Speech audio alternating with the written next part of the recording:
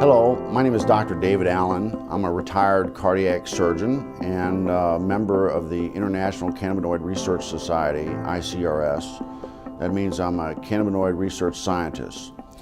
And I'm here to tell you about the discovery of the endocannabinoid system, the ECS, and the significance and how it will change medicine. And we discovered the endocannabinoid system about 30 years ago, and we really didn't understand the significance of its discovery. And so we found out that this is a chemical communication that your body has. It's not electrical, it's chemical, and it's kind of like the hormone systems that people are familiar with.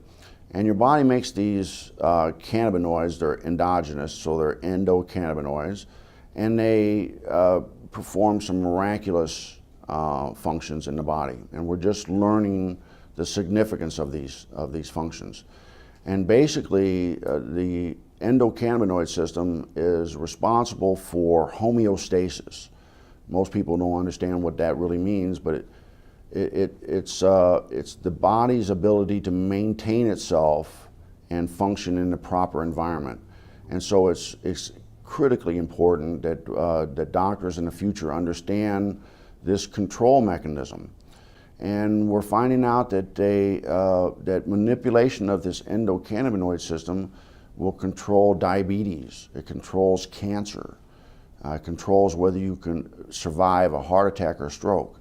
And so this is critically important for doctors to understand this new science.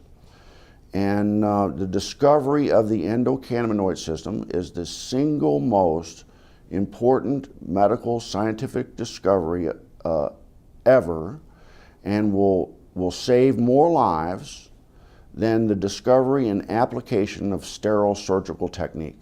And I'm a heart surgeon saying that. So more people will be saved by manipulation of the endocannabinoid system than are currently saved by surgery. But recent research has been looking at cannabis and the different cannabinoids. There's over 80 plus cannabinoids discovered in the cannabis plant.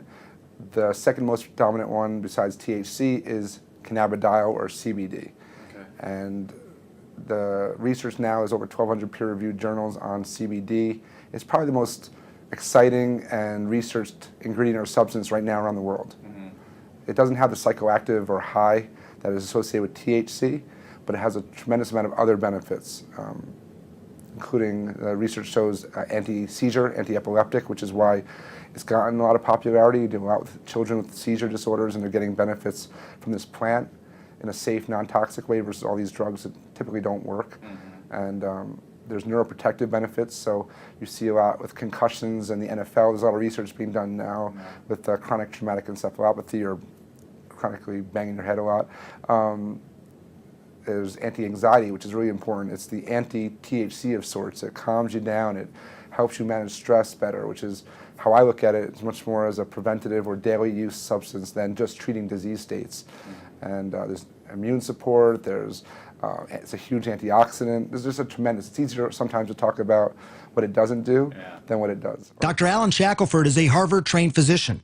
He's also among a handful of doctors in Colorado who give prescriptions for medical marijuana. From the moment Charlotte entered his office, he knew she was in trouble. While he was just examining her, she had 2 seizures. She'd failed everything. There were no more options for her. Everything had been tried, except cannabis. Here's how scientists think it might work. Marijuana is made up of 2 ingredients. THC, that's the psychoactive part that makes you high, and CBD, also called cannabidiol. It's the CBD that scientists think modulates electrical and chemical activity to help quiet the excessive activity in the brain that causes seizures. I've been telling my patients to cut. Dr. Julie Holland is the editor of The Pot Book, a complete guide to cannabis. For a long time, the work on cannabis and epilepsy was sort of inconclusive. Maybe it works, maybe it doesn't. They couldn't quite figure it out. And it's only when they really started separating THC from CBD that they saw, definitively, yes, CBD seems to really stop seizures. So in the 1930s, they made tinctures. What were they making the tinctures for, and why were they doing these tinctures? Well, I mean, the medicinal uses of hemp are just numerous. The hemp helps, well, we can talk about the cancer effects of hemp, but it helps with inflammation. It's very anti-inflammatory. It helps with seizures. It's very effective with PTSD for the vets that are coming back that have post-traumatic traumatic stress disorder. Very effective at treating that. It's an anti-inflammatory. But then the uses of hemp for cancer, what I've studied, because of my book, Cancer Step Outside the Box, and the number of cancers, there's about a dozen different cancers that have been studied in depth with medicinal marijuana, with hemp. And so the studies, from brain cancer to prostate cancer to pancreatic cancer, uterine cancer, cervical cancer, prostate cancer, it's amazing. Okay, so what is in hemp that it's this THC, correct? Well, there's chemicals that are called cannabinoids. Right. THC is short for delta-9 tetrahydrocannabinol. I'm glad you said it because I couldn't. That's the only time I'll get it right. I'm glad I got it right.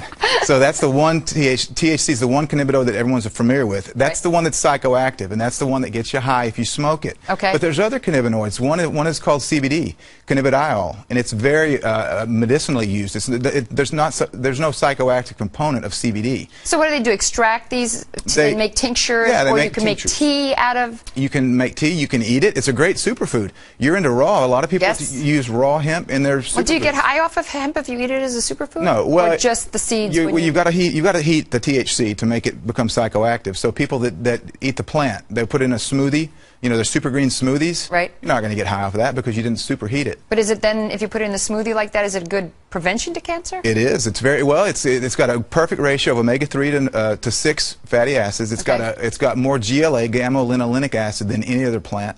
So it's got some really great fats. You're well aware of the importance of good fats in your diet. Yeah. So hemp it's a perfect superfood to eat. But it's also medicinal. I just never understood why hemp had gotten such a bad rap, and now I understand that it was really politically motivated by somebody who owned basically trees and didn't want to be in competition with the hemp to make paper. And yet, throughout the years after that, so many people suffered because of that. Yeah. So I guess it's actually a good thing that people are coming around a little bit. It is. I'm really encouraged about the different legislation in different states that are trying to legalize medicinal hemp, because of the fact that it is so good. It's not just a superfood. It's not just great for industrial uses, as we've mentioned, but it's a really good medicine. Thank you so much for coming on, Ty. I really appreciate you being here. Thank you, Carol.